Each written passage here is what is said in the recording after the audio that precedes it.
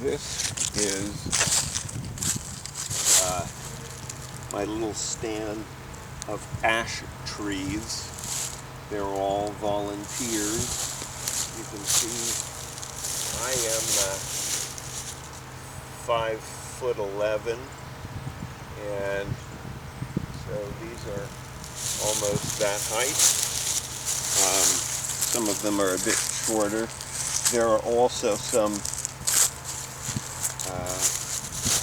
that just started last year. So these are 2-year-old trees. These are 1-year-old trees that were very much shaded by various things growing here, beans mostly growing there. So they did not volunteer in the nice row like that. They volunteered various places and were moved here, and they have pretty funky shapes, which I guess we can close up to some of those. And this suggests that they might have a future, much to their chagrin, of being walking sticks. But their other option, if they only knew, is to become a copse, an ash copse. So we have this, what could have become an ash copse back here is basically a bunch of trees that possibly could be pollarded, but they may simply need to be cut. I don't know that they would copse. They might, but then again they might not. And we will experiment with that. I also have a small plantation of the very few survivors of Ben and Erica's planned Christmas tree plantation, which was an idea. And in here also are some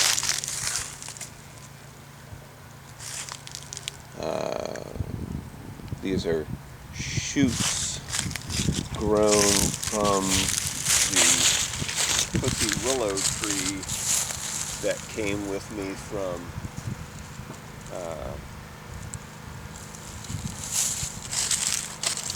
I think it is the original tree that came from the Department of Religion and Philosophy at Lebanon Valley College. And this is, I think, a shoot of that, or some remnant of it that's down here.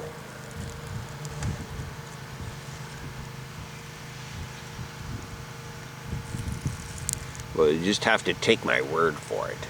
It is somewhere down there.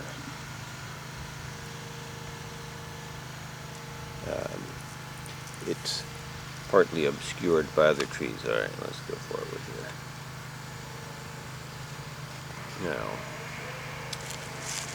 is that not a willow? I do believe that it is.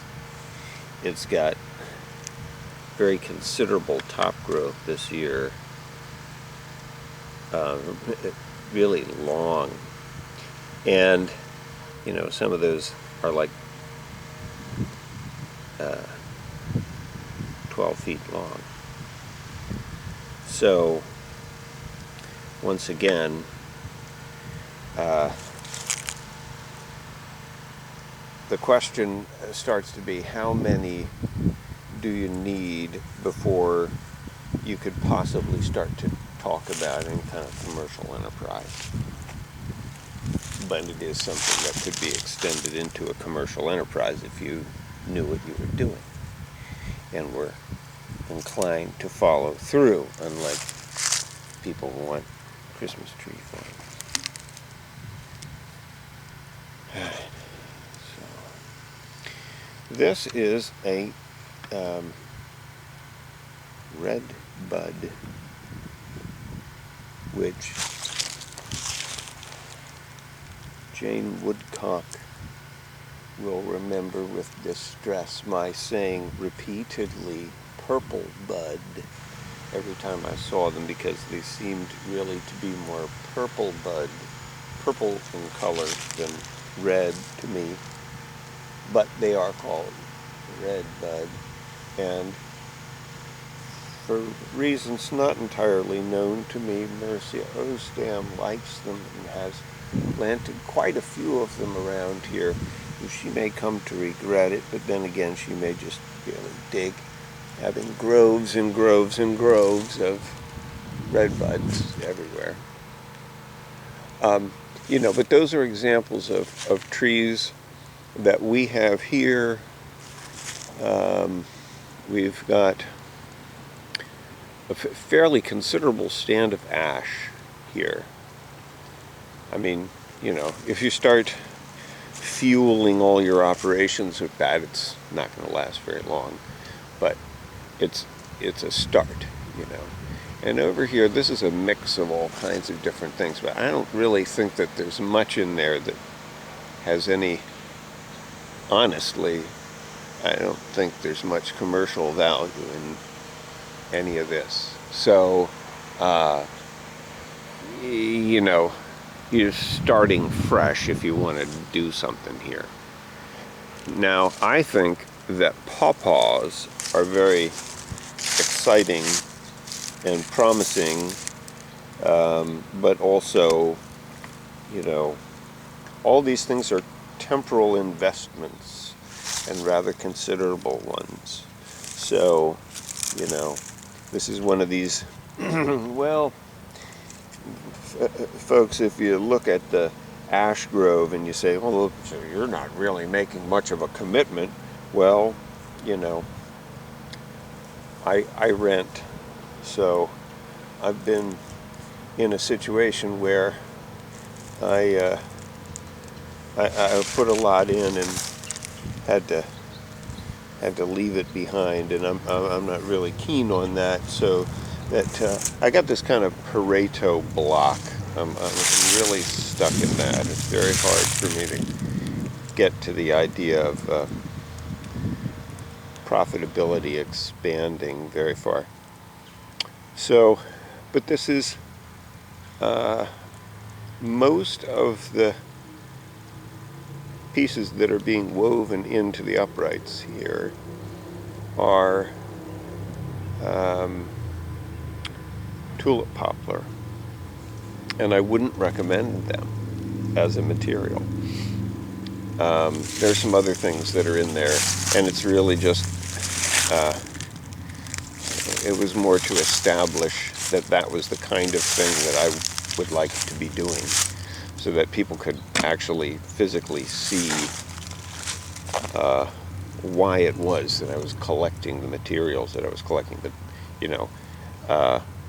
like it's the first one that I've done ever with a frame. I've done versions of this, and says particularly snake worm fences, of sometimes very intricate varieties.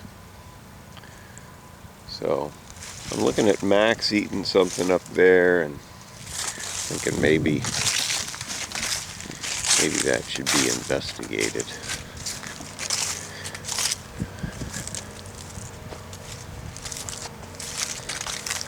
This could also be like really gristly, so hey.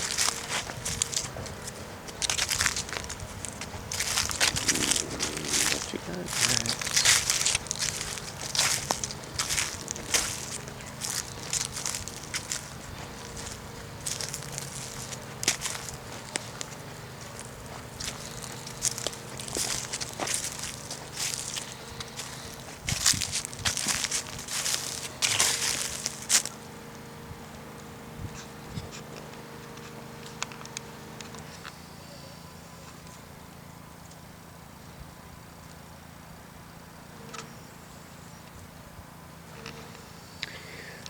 one does find strange things in the woods.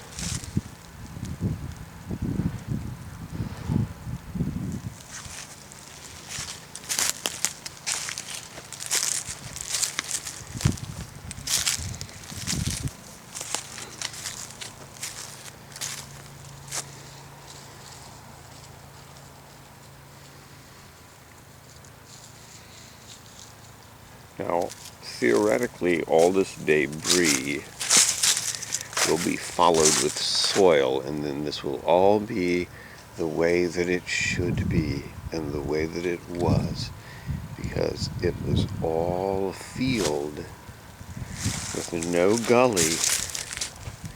There was never any gully. This is what I've been told, and I find myself thinking that there was this gully here before dinosaurs had evolved. And to suggest that it was not here is just, kind of defiance of natural order. You just look at this countryside here. Okay. Now, look at the steep slope there. Look at how this is all formed into, But no, there was never any gully here.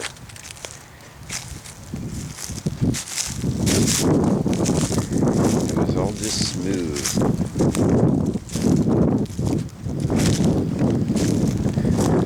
So here again, we have this tremendous denial.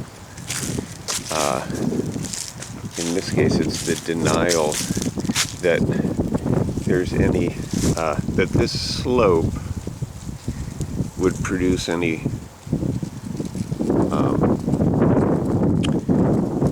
water, in a rain situation. We're going to say that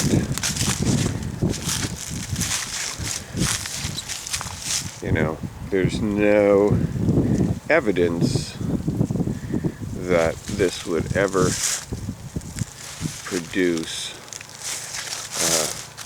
any quantity of water that might flow down the slope. And the thing that really is crazy is, look at this collapse here. And all this stuff that through the years has basically been chucked here, in part because this is a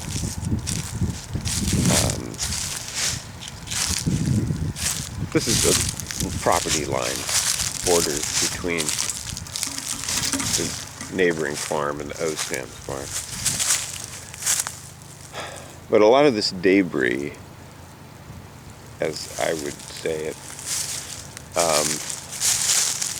is really from Ostam chucking stuff. It's not so much that it's I think that there's a degree of communal effort, but I think it's basically, sort of the recent stuff is Ostam doing. And these guys have grown, that is to say, these honeysuckle have grown. These are, I don't know how you say it properly, Lonicera America, whichever it is, honeysuckle, and this is the marquee kind. And it has its attractive qualities, but you really have to keep it back or have it in a place where it can totally take over, and it will take over acres and acres if you let it. And my thinking is basically not to let it, but it persists here in part because of this gully that everybody wants to develop. if it's all covered up with this thick honeysuckle, then it isn't there. And I think this pile is a commentary on my way of keeping house. This was accumulated and placed here by the landlady, which puts it in a spot where it wouldn't easily be burned, whereas she could have put it right there, and it was all material from in here from when this tree fell, and then she threw other shit on there, other debris, on there as well. But it all could have gone there and been burned, since she generally seems to like to do that. I do appreciate the root of this ash tree in here. It almost makes me think that, like, you could probably cut that tree back and have a good sort of pollard situation with that one. But it's growing, for what the trees are around here, it's growing pretty nicely. It seems to have a good grip, although it's right on the edge of that gully. And then here's another one right on the edge of the gully. Look at it stretching out. There's a crazy one. A lot of those stretchy trees around here. I don't know, this is probably not going to look, it's just not going to focus well, but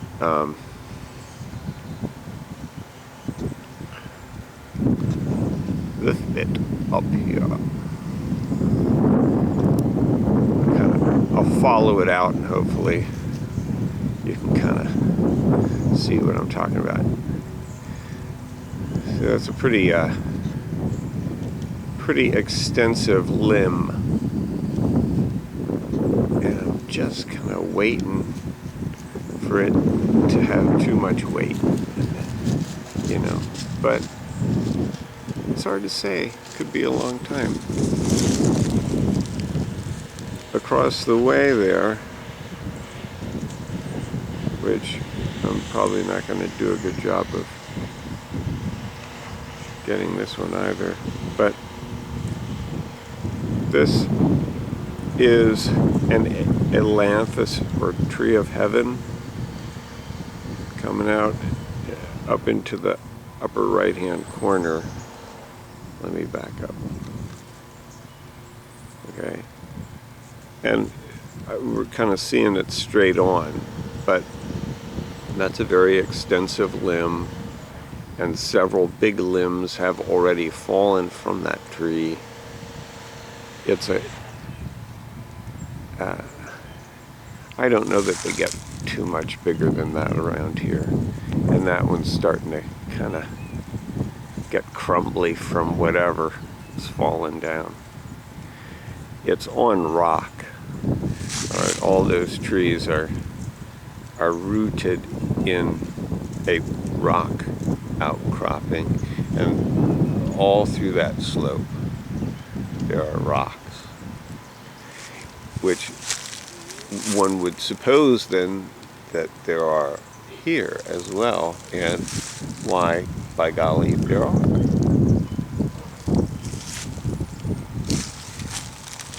We do actually live in a fairly symmetrical neighborhood in terms of its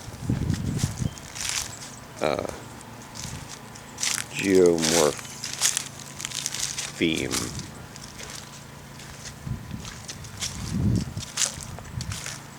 So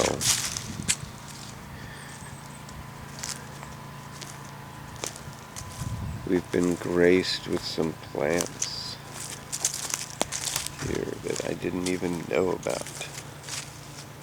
This is the first that I've seen them, and they're right in my backyard. How about that? So it's pretty cool. Look like dogwoods or viburnums or some such thing. Who knows? We got a grapevine there. It's got to come down.